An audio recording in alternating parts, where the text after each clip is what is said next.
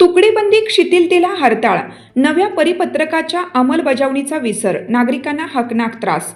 देवणी प्रतिनिधी पांडुरंग कदम.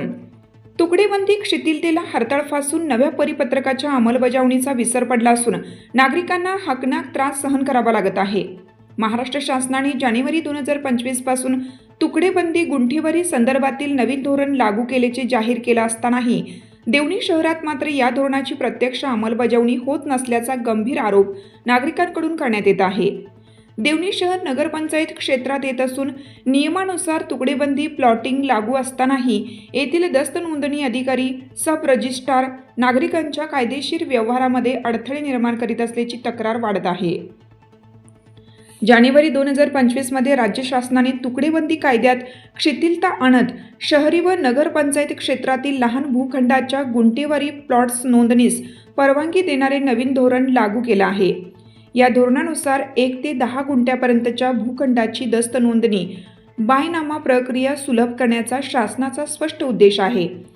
मात्र देवणी शहरात एजंटमार्फत दस्त नोंदणीसाठी इतर तालुक्यातून नोंदणी करून देण्याच्या नावाखाली प्लॉट धारकांकडून सुमारे 50,000 रुपये घेतले जात असल्याची चर्चा तालुक्यात जोर धरत आहे.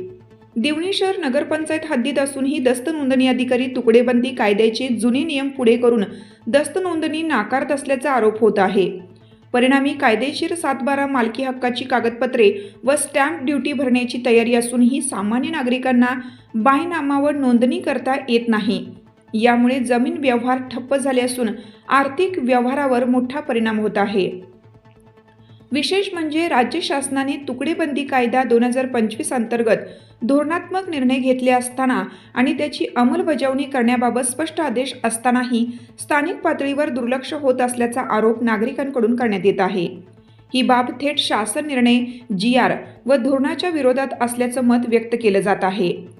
देवणी शहरातील नागरिक, प्लॉटधारक व सामान्य खरेदीदारांनी जिल्हा प्रशासन, महसूल विभाग तसेच नोंदणी व मुद्रांक विभागाने तात्काळ हस्तक्षेप करून नवीन तुकडेबंदी धोरणीची काटेकोर अंमलबजावणी करावी अशी जोरदार मागणी केली आहे. अन्यथा लोकशाही मार्गाने आंदोलन व कायदेशीर लढा उभारण्याचा इशाराही नागरिकांकडून देण्यात आला आहे.